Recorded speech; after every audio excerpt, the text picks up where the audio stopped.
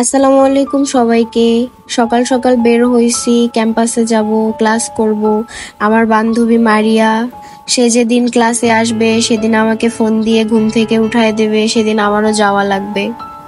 সে আমার জন্য গেটের সামনে দাঁড়ায় অপেক্ষা করতেছিল। আমরা গেট দিয়ে প্রবেশ করার সাথে সাথেই দেখি এই সুন্দরী আপুটি হাতে ফুল নিয়ে দাঁড়িয়ে আছে। তো মারিয়া আবার বলল, আপু আপনার হাতে ফুলের একটা ছবি তুলি। আপু না করলেন না। তারপরে আমরা ক্যান্টিনে গেলাম, ক্যান্টিন থেকে চা নিলাম। সকাল সকাল ঘুম থেকে উঠে ক্লাস করতে খুবই বোরিং লাগে। তো ফার্স্টেই আমরা ক্যাম্পাসে গেলে আগে একটা চা নেই, চা খেতে খেতে তারপরে ক্লাসের দিকে যাই।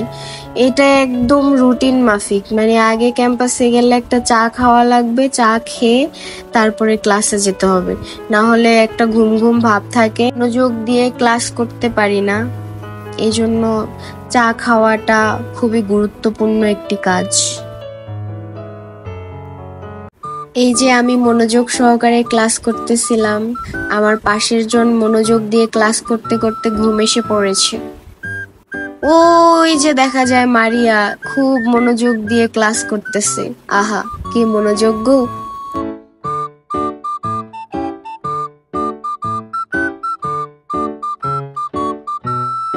ক্লাস শেষ করে বের হয়ে যাচ্ছিলাম।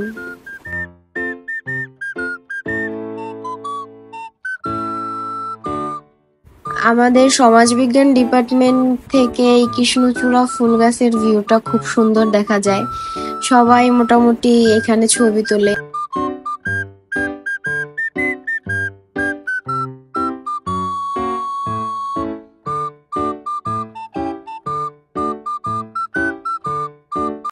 ক্লাস শেষ করে আমরা দলে দলে বের হয়ে যাচ্ছিলাম। সামনেই দেখা যাচ্ছে ক্যাম্পাসের একটি জাম গাছ। আমার কপালেও ক্যাম্পাসের একটি জাম জুটেছিল। এই যে সেই জামটি হাতে নিয়ে আমি আবার ছবি তুলতেছিলাম। একটি পরিপক্ক পাকা জাম পেয়ে আমি খুবই খুশি। আমি সেটাকে হাতে নিয়ে খুব সুন্দর করে ছবি তুলতেছিলাম আর ওদেরকে দেখাচ্ছিলাম, দেখ দেখ। আমাদের ইডেন মহিলা ক্যাম্পাস অনেক সুন্দর, অনেক। এখানে কি না আছে, সব ধরনের ফল গাছ আছে, সব ধরনের ফুল গাছ আছে। আর ফুল গাছের কথা কি বলবো, ইডেনের প্রত্যেকটা মেয়েই তো এক একটা ফুল, মাশাল্লাহ। ওই যে ক্লাসে যাওয়ার আগে যে আপুটাকে দেখতেছিলাম কৃষ্ণচূড়া ফুল কোড়াচ্ছিলেন, ওই আপুটাই সেই কোড়ানো ফুল দিয়ে একটা মালা বানাইছে। তো আপুর সাথে আবার আমাদের পুকুর পাড়ে যে দেখা, তো সবাই আবার সেই ফুলটা হাতে নিয়ে ছবি তুলতেছিল, আমি পাশ থেকে ভিডিও করতেছিলাম। আপুটা মাশাল্লাহ অনেক সুন্দর, তার হাসিটা অনেক সুন্দর। যদিও তার সাথে আমাদের কারোর পরিচয় নাই, ক্যাম্পাসেরই হয়তো কোনো এক ডিপার্টমেন্টের হবে। পুকুর পাড়ের আড্ডা শেষ করে আমরা বের হয়ে যাচ্ছিলাম ক্যাম্পাস থেকে।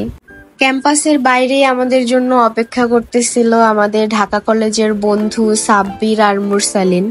আমরা একটা অটোরিকশা নিয়ে সেটার মধ্যে গাদাগাদি করে বসে চলে যাচ্ছিলাম লালবাগ। ভাবলাম আলাদা আলাদা রিক্সা না নিয়ে সবাই একসাথে একটা অটোরিকশা করে চলে যাই। আমরা তিনজন পিছনে বসছিলাম আর সামনে ওরা দুইজন বসছিল। তো খুবই গাদাগাদি করে গেছি ভাই, খুব মজা হয়েছে। এটাও একটা অ্যাডভেঞ্চার, ঢাকা শহরে অটোরিকশায় তিনজন গাদাগাদি করে বসে যাওয়া। নুসরাত্রে তো সেই লেভেলের পচানি দিতেছিলাম, ভিডিও করতেছিলাম, বলতেছিলাম ভিডিও ছাইরা দিব। ও তো মানে খুব হাসাহাসি করতেছিলাম, আমরা খুব এনজয় করছি ব্যাপারটা। তারপরে অটো থেকে নেমে আমরা দেখলাম যে জন্য গিয়েছিলাম কুদুসের সামনে, সেখানে গিয়ে দেখি বন্ধ, কারণ তখন মাত্র সকাল 11টা বাজে। এত সকাল সকাল হয়তো খুলে না। রোদের মধ্যে অনেকক্ষণ দাঁড়ায় থাকার পরে ভাবলাম যে না, এখানে আর দাঁড়ায় থেকে লাভ নাই, তাই আমরা চলে যাচ্ছিলাম। প্রচন্ড গরমে সবারই মাথা গরম, সেদিন প্রচুর রোদ ছিল, অনেক গরম লাগতেছিল। তো আমরা সেখান থেকে হাঁটতে হাঁটতে চলে যাচ্ছিলাম লালবাগ চিলক্সে। যেহেতু আসছি কিছু খেতে, কিছু না খেয়ে তো আর যাওয়া যাবে না, এই জন্য আমরা লালবাগ চিলক্সে চলে যাই। হাঁটতে হাঁটতে চলে আসলাম চিলক্সে। এখন আমরা চিলক্সে দলে দলে যোগদান করতেছি। এই যে আমার বন্ধু সাব্বির, এই যে আমার বান্ধবী মারিয়া, নুসরাত, আর এই হচ্ছে আমাদের বন্ধু মুরসালিন। সে খুবই লাজুক প্রকৃতির। অর্ডার দিয়ে আমরা বসে আড্ডা দিচ্ছিলাম সবাই মিলে।